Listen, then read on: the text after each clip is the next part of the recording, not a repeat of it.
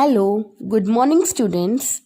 Today I am going to teach you Standard 7th Subject English Lesson number 3.3 A Crow in the House. This lesson is written by the Ruskin Bond. He is a famous and a well-known writer for children's storybooks. And his stories are always based on the young children. Basically, he is a foreigner, but he lives in Missouri. Okay, now let us see what will come in this lesson. Now, first, let me tell you, in this lesson, we will learn about how helping animals and caring for them is very necessary. We will see the bond which develops between humans and their pets, and we will also learn about who and which and understand subject verb agreement.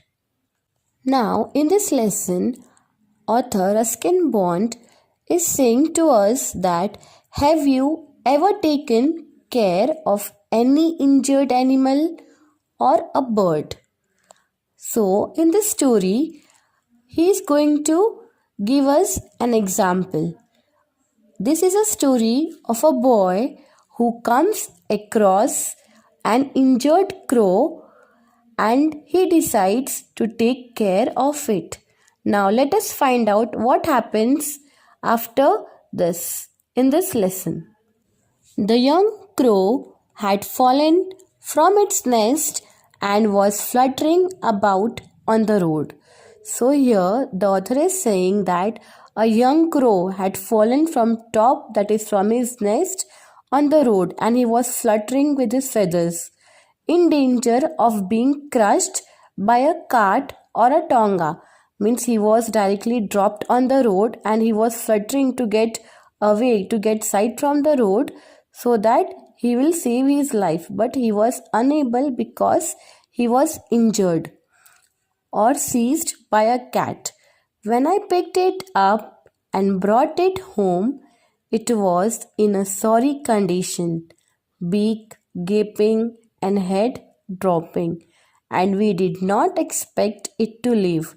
Now here author is saying, when I picked that crow up and brought him at his home, the crow was in a very sorry condition. Means they were not expecting that crow will leave.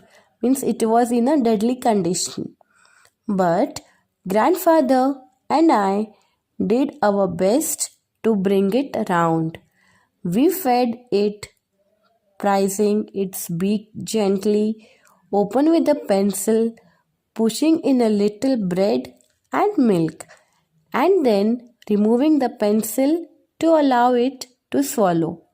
So here child is saying, that is the author is saying, that child and his father, that is grandfather, they tried their level best. First what they did, they opened his beak and they fed him with the bread and a milk, with a piece of little bread and milk, and they did it with a pencil so that he can swallow it. We varied this diet with occasional doses of grandmother's homemade plum wine, and as a result, the young crow was soon on the road to recovery. So what he's saying?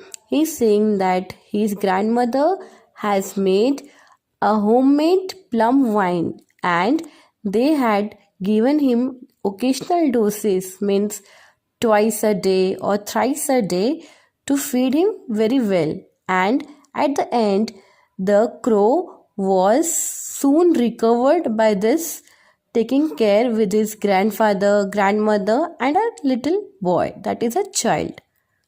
Now after he recovered from his injury, now what they did, they offered his freedom, but the crow did not take it.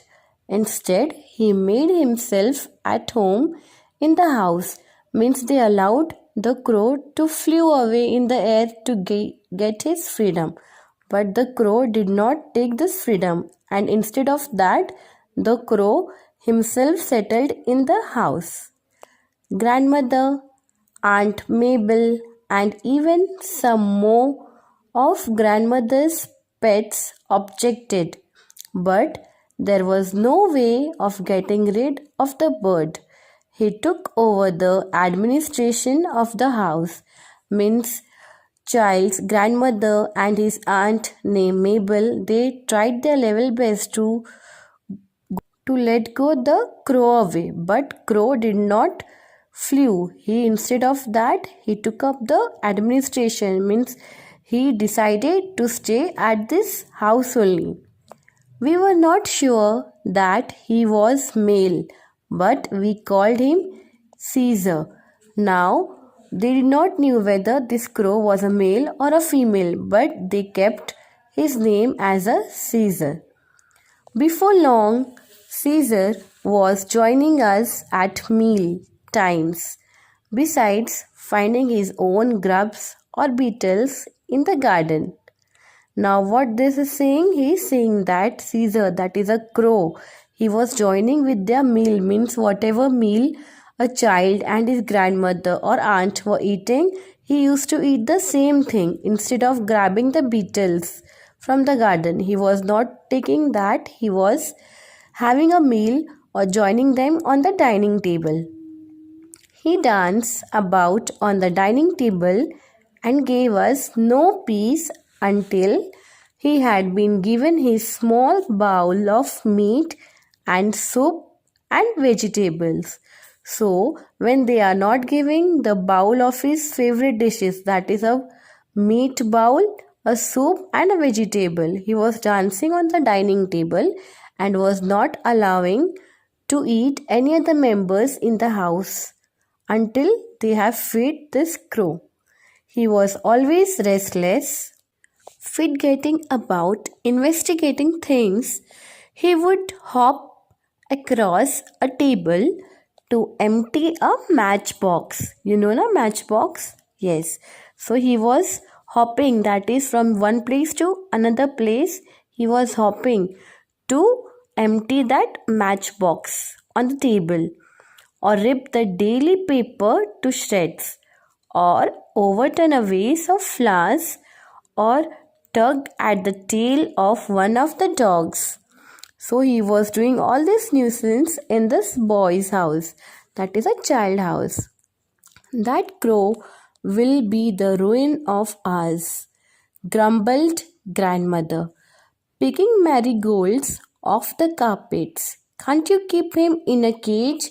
Now, after all this nuisance done by the crow, grandmother is getting very angry because he has put all the flowers from the flower pot down the table, and he is very much disturbing all the members as well as the pets in the house. So, grandmother is saying that can't you keep him in a cage?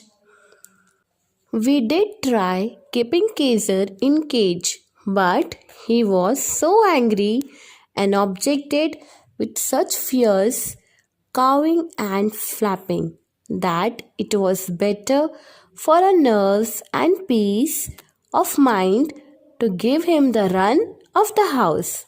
So, what they are giving the answer to the grandmother? He's saying that we tried our best to keep Kaiser in a cage, but when we kept him in a cage, he was fiercely cawing and he was flapping his feathers now and then. And it was much better for us, for our peace, to get him run in the house only. He did not show any inclination to join the other crows in the banyan tree. Grandfather said this was because he was really a jungle crow, a raven of sorts, and probably felt a little contemptuous of very ordinary carrion crows. Now, what grandfather is saying, that he is not making any friendship with the other crows because he was a jungly crow. Okay, but it seemed that to me, Kaiser, having grown used to living with humans on equal terms, had become snobbish and did not wish to mix with his own kind. So, what this is saying in this line, the author is saying that Caesar is having grown, means he has been grown with the living with humans, means now he is going to live with humans on equal terms. Means he is going to eat what the humans are eating, he is going to roam around in the house only. And he has become snobbish and he did not wish to mix with the other crows also. He would even squabble with Harold the Hornbill, perching on top of the Harold's cage. He would peck at the big bird's feet, whereupon Harold would swear and scold and try to catch Kaiser through the bars. Now here one more bird, that is Harold, means his grandparents was given the other bird name, that is Harold the Hornbill. Hornbill means a bird with long down curved beak. Means there was one more another pet in the boy's house, in the child house, and their parents, that is grandparents, has kept the bird name Harold. So this Kaiser, that is a crow, he would squabble. Squabble means fight. He would every now and then fight with the Harold, and he would peck on the big bird's feet. Harold was a big bird, means his feet was a big, but he was living in the cage. So this crow was very free. He was roaming around the house. So he used to trouble this bird in the cage, whereupon Harold would swear and scold and try to catch Kaiser through the bars. Now he was striking his beak on the cage and he was disturbing this bird. What was the bird name? Yes, Harold. The Kaiser, that is a crow, he was disturbing this bird, and this bird, that is Harold, was trying to catch this crow with the cage, that is cage is having bars, right? So that bird was trying to catch him with the bars that he used to live in the cage. In time, Kaiser learned to talk a little as ravens. Sometimes do in a cracked, throaty voice. He would sit for hours outside the window, banging on the glass with his beak and calling, "Hello, hello." Now, raven is one kind of a crow. Means ravens are large crow which are having glossy, that is shiny blue and black feathers, which we see in our surrounding. That crows are different, and this raven sort of crows are different. So this Kaiser has started to talk little as ravens because he was feeling very superior, that he was not allowing him to mix with the other crows. He was feeling very superior, that I am the only one, I am not an ordinary crow. So he started calling, "Hello, hello." He seemed to recognize the click of the gate when I came home from school and would come to the door with the hop, skip and jump, saying, "Hello, hello." Now what here is saying, when I come from home, when I come home from the school, this crow, that is Kaiser, he see him and he come on the gate by skipping, jumping and hopping, and what he was saying, "Hello, hello." I had also taught him to sit on my arm and say, "Kiss, kiss," while he placed his head gently against my mouth. Now what this is saying? Author is saying that child has taught him to sit on his arm and say "kiss, kiss." So he had learned the two words, that is "hello, hello" and "kiss, kiss." So when this child used to say "kiss, kiss," this crow, that is Kaiser, used to put his head forward against this child's mouth. So he was kissing to the crow's forehead. Thank you.